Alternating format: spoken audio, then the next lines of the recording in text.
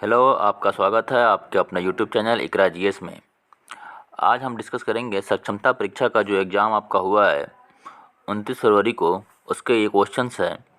इसमें है आपके कि बिहार में सबसे ज़्यादा चाय उद्योग किस ज़िले में है? तो आपके किशनगंज ज़िले में है। सबसे ज़्यादा चाय का उद्योग कहाँ पे है? तो आपके बिहार में किशनगंज ज़िले में है। 29 फरवरी के ये आए हुए सारे क्वेश्चंस हैं, उसको हम डिस्कस करेंगे, ठीक है। और जो भी एग्ज़ाम देने वाले हैं वो ज़रूर देखें इस सेशन को, ताकि उनको आइडिया लग सके कि किस प्रकार का क्वेश्चन पूछ रहा है एग्ज़ाम में। राष्ट्रमंडल खेल 2022 में भारत पदक तालिका में कितने स्थान पर था? तो इसका सही जवाब है ऑप्शन नंबर, ये आपका सही जवाब है 4th, ठीक है, चौथे नंबर पे था।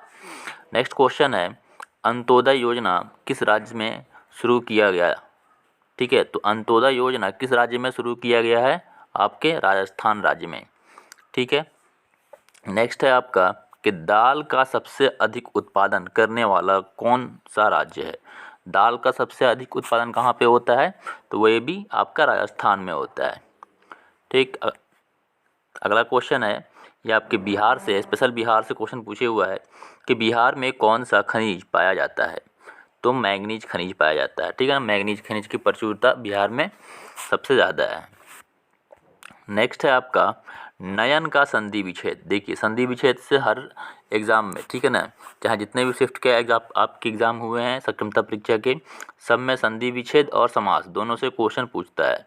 तो नयन का संधि विच्छेद होता है तो ने धन अन, ठीक है, ने प्लस अन है। ऐसे ही आपका सुख दुख में कौन सा समास है? तो सुख दुख, देखिए यहाँ पे डैश लगा हुआ है ना, तो डैश वो जिसमें लगा होता है सुख दुख, वो जस्ट उसका अपोजिट होता है, तो ये होता है द्वंद्व समास होता है। तो ये आपका द्वंद्व समास है, ठीक है ना, समास, ठीक है, ये ससास लिखा गया है, समास होगा, ठीक है। नेक्स्ट है, मनोहर का संधि विच्छेद निम्न में से कौन सा है? तो मना धन हर है, ठीक है ना, मना प्लस हर, मनोहर का संधि विच्छेद क्या होगा? मना प्लस हर। नेक्स्ट है आपका नवजीवन में कौन सा समास है? नवजीवन, ठीक है ना, तो ये कर्मधार समास है। अगला क्वेश्चन है इसमें, ऊंट के मुंह में जीरा के फोरन, ठीक है ना, ऊंट के मुंह में जीरा का फोरन, यह आपका क्या होता है? मुहावरा होता है, ठीक है ना। तो इसका क्या अर्थ होता है कि आवश्यकता से बहुत कम, ठीक है ना, आवश्यकता से बहुत कम। अब ये जो क्वेश्चन है मैला आंचल, ये काफ़ी इंपॉर्टेंट क्वेश्चन है, क्योंकि ये काफ़ी बार पूछ लिया है, ठीक है ना, रिपीटेड क्वेश्चन है ये आपका, ठीक है। मैला आंचल के लेखक कौन है? तो फणीश्वर नाथ रेणु। नाइटहुड की उपाधि किसने लौटा दी? नाइटहुड की उपाधि आपके रविंद्रनाथ टैगोर ने लौटा दी थी। अगला क्वेश्चन है, हीराकुंड बांध किस नदी पर है? ठीक है, तो हीराकुंड जो बांध है ये आपके महानदी पर है, और कहाँ पे है? उड़ीसा में, ठीक है, उड़ीसा में है कि हीराकुंड बांध। अगला क्वेश्चन है, गरीबी उन्मूलन दिवस कब मनाया जाता है? तो इसका आंसर है 17 अक्टूबर को, ठीक है ना, 17 अक्टूबर को गरीबी उन्मूलन दिवस मनाया जाता है। अगला क्वेश्चन है कि चींटी चलने के बाद अपने पीछे क्या छोड़ती है? तो फिरोमोन नामक रसायन है एक, ठीक है ना, उसको छोड़ती है चींटी चलने के बाद, इसलिए वो देखते होंगे चींटी सभी एक ही कतार में चलती है, तो वही तो यही जो है फिरोमोन नामक रसायन है वो छोड़ती है। अगला क्वेश्चन है कि निम्न में कौन अघुलनशील है? ठीक है, नमक, तेल, दूध, इनमें से कोई नहीं। ऐसा आपके ऑप्शंस होंगे तो आप देख लीजिएगा इसमें से कि आपके इसी टाइप के ऑप्शंस दिए होंगे, तो तेल इसमें क्या है? अघुलनशील। बाकी नमक और दूध तो क्या होते हैं? ये आपके घुलनशील होते हैं।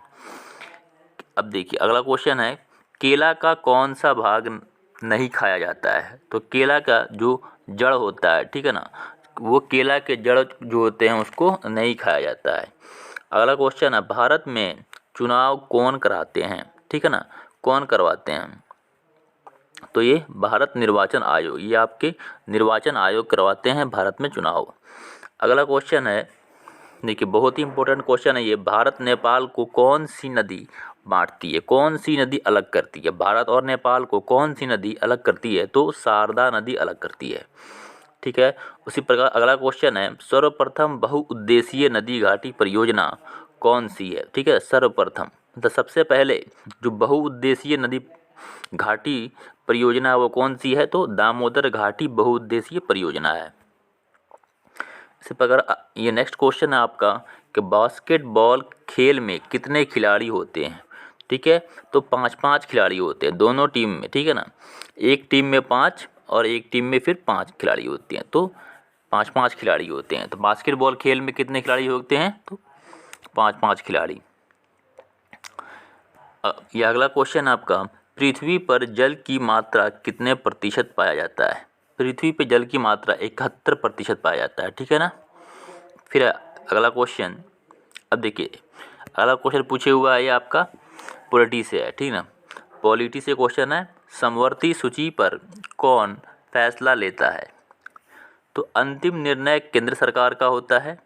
ठीक है, और फैसला जो लेते हैं वो सुप्रीम कोर्ट लेते हैं। अगर मान लीजिए कि अंतिम फैसला अगर राज्य सरकार और केंद्र सरकार में अगर फैसला नहीं हो पाता है तो फिर अंतिम फैसला वो सुप्रीम कोर्ट लेते हैं। ठीक है।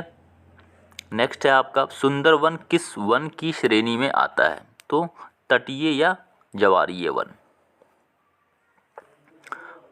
ये अगला क्वेश्चन है, ये क्वेश्चन भी रिपीटेड क्वेश्चन है, ये भी कई बार पूछ चुका है आपका सक्षमता परीक्षा में, जो पिछले शिफ्ट हुए हैं आपके, कि मूंगा रेशा, ठीक है, मूंगा रेशम कहाँ पाया जाता है? ठीक है, कहाँ पाया जाता है? तो असम में पाया जाता है। मूंगा रेशम असम में पाया जाता है। सबसे कठोर पदार्थ कौन सा है? तो ये क्वेश्चन काफ़ी इजी है कि हीरा होता है। दुनिया का सबसे कठोर जो पदार्थ है वो हीरा है। अगला क्वेश्चन है, गोलकुंडा कहाँ स्थित है? तो गोलकुंडा जो है वो आपका तेलंगाना में स्थित है। कहाँ पे है? तेलंगाना में स्थित है। फिर इसी प्रकार अगला क्वेश्चन है, प्लेग कैसे फैलता है? प्लेग जो है वो बैक्टीरिया से फैलता है। बैक्टीरिया मतलब जीवाणु से फैलता है। ये हवा के माध्यम से, ठीक है, ये हवा के माध्यम से और सांसों के द्वारा फैलता है।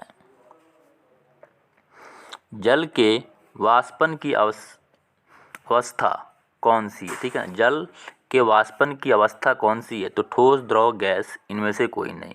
तो जल के वाष्पन की अवस्था ये कौन सी हो जाएगी? वाष्पन, तो वो गैस में होता है। ठीक है ना, जल का वाष्पन। अगला क्वेश्चन है, प्रोटीन का पादप स्रोत है? तो ये सोयाबीन। जो प्रोटीन का सबसे ज़्यादा अगर पाया जाता है प्रोटीन, तो वो किस में पाया जाता है? वो सोयाबीन में पाया जाता है। इसी प्रकार अगला क्वेश्चन है कि कौन सा जीव रंग बदलता है? ये तो सबको पता होता है कि गिरगिट जो होता है वो क्या होता है?